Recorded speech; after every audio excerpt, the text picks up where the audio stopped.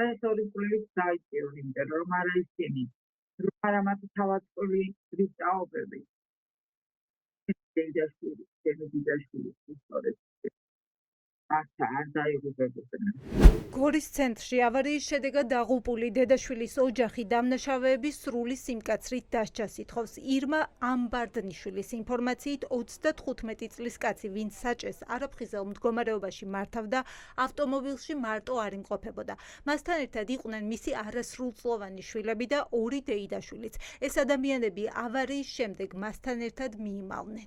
ავარიის დროს ამ მანქანაში კიდე მისი არასრულწლოვანი ხორცი და ასევე 2 დედაში რომელიც ისინი მდგომარეობაში იყვნენ და როგორც ამბობენ მათ მიეწოვეს იარაღი ნამდვილად გაიქცნენ ადგილიდან და გამოცინები იყვნენ ეს 2 დედაში და მე ვიცოდი რომ ის კამერები ამოღებული თანასწორები ყველაფერი ის რასაც გარდაცვლილების ნაცისავი ყვება ჩანს ტელეკომპანია თრიალეთის მიერ გავრცელებულ კადრებში. სათვალთვალო კამერების ჩანაწერში ჩანს ავტოავარიის შემდგომი ეპიზოდი, როდესაც მანქანის მარჯვენა და მარცხენა მხრიდან არასრულწლოვნები გადმოდიან. ორივე უახლოვდება მამაკაცს, რომელიც რამდენიმე წუთში სავარაუდოდ პოლიციელებს გაყავთ შემთხვევის ადგილიდან. მე ვიცხოვრი კანონი უნდა გამკაცდეს აუცილებლად საზოგადოების მხარდაჭერას ვიცხოვ. რომ სხვა აღარ დაიღუპოს ესე და არ გამწარდეს. ჩვენ ერთად უნდა გავერთიადეთ.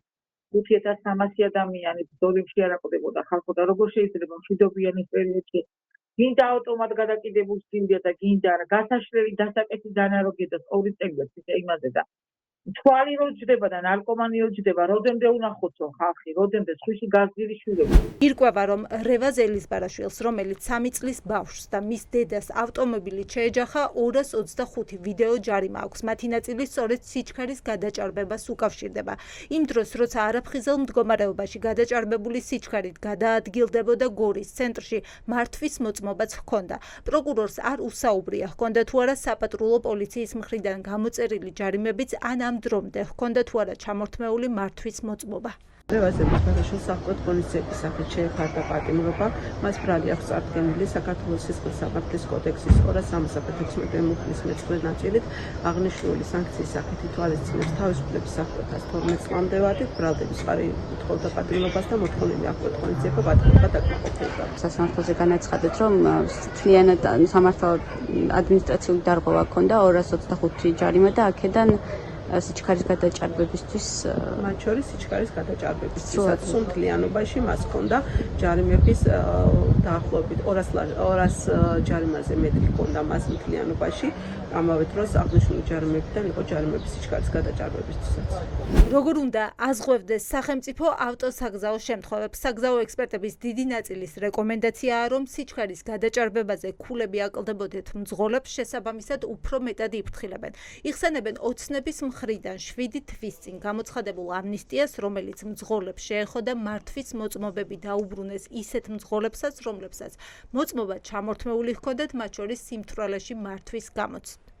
მსგავს გადაწყვეტილება რა თქმა უნდა შეიძლება მიიღო, ოღონდ გადასახედი იყო თუ რას ეხებოდა ეს დანაშაულები, რატო ჰქონდათ მათ მარცხმოწმობა ჩამორთმეული, რა სიმძიმის იყო თითოეული მათგანი და რამდენად ღირდა, რამდენად უღირდა სახელმწიფოს ეს სხვადასხვა მიმართულებით ეს მოქმედება. ამიტომ თვლი რომ უნდა არსებობდეს უფრო ფართე მასშტაბიანი განხილვები მსგავს საკითხებზე, ანუ არ უნდა იღებდნენ ვიწრო წრეში ესეთ გადაწყვეტილებებს, უნდა ჩართული უნდა იყოს, რა თქმა უნდა, სხვადასხვა სპეციალისტი, მათ შორის არა სახელმწიფო სტრუქტურაში მომუშავე, მხოლოდ ანუ გაშლილი უნდა იყოს ეს თემა და საზოგადოების აზრიც, რა თქმა უნდა იყოს გათვალისწინებული. მძღოლებს ამნისტია 1 იანვრიდან შეეხოთ. სიმთვრალეში მანქანის ტარებისთვის მართვის უფლება დაახლოებით 18000-ზე მეტ ადამიანს ჰქონდა შეჩერებული. ქართულ ოცნებაში ამ გადაწყვეტილებას ამართლებენ, თავადვე აღიარებენ, რომ კანონების გამკაცრება არ მუშაობს. არა, რისკები არა, პირიქით. ესე ძალიან ბევრი ადამიანისთვის ეს სამაგალითო აღმოჩნდა. სახელმწიფომ კანონმდებელმა გადადგა სწორი ნაბიჯი. საზოგადოებას ვერანაირი კანონით ვერ მართავ. მithumetes როცა ეს საგზაო წესებს ეხება. თუ კი კულტურა არ შემოვიდა ჩვენ ქვეყანაში. აქედან გამომდინარე ხელოვნურად რაღაც პროცესი უნდა დაიწყო, რომ შემდეგ უკვე არ დაჭირდეს არც კანონის გამკაცრება და არც ამნისტია. ეს არის ჩვენი პოლიტიკა და ჩვენი ხედვა. თუ ოცნებას ისრები მოქალაქეებზე გადააქვს, ოპოზიცია პასუხისმგებლობის ტვირთს კობახიძის გუნდს კიდევს. სახელმწიფომ უნდა უზრუნველყოს მოქალაქის ერთი სწორი ინფორმირება სასჯელებთან დაკავშირებით და მეორეს მხრივ უნდა გაიმართოს ინფრასტრუქტურა. ინფრასტრუქტურა არ არის მორგებული მოქალაქეებზე და ხშირად საქართველოს სხვადასხვა ქალაქი ქცეულია სასაკლაოდ. ფაქტობრივად წვანე შუქი აუნთეს იმ ქაოსსა და უდევრობას, რომელსაც ჩვენ გზებზე ვუყურებთ და ის ტრაგედიები, რომელიც ხდება ფაქტობრივად ყოველდღიურად, არის ამ უპასუხისმგებლო პოლიტიკური გადაწყვეტილების შედეგი. შესაბამისად, ამაზე პოლიტიკური პასუხისმგებლობა ეკისრება ქართულ ოცნებას, რომელმაც უსაფრთხოებაზე კი არის ზრუნა, არამედ იზრუნა საარჩევნო ხმებზე. ესეთი მძიმე შედეგები დგება, რა თქმა უნდა, მძღოლთან ერთად ნაწილობრივ შინაგან საქმეთა სამინისტროს არის ბრალეული, იმიტომ რომ ხარ თქვენ როგორ წარმოგიდგენიათ, რომ ეს ადამიანი პირველად დაჯდა?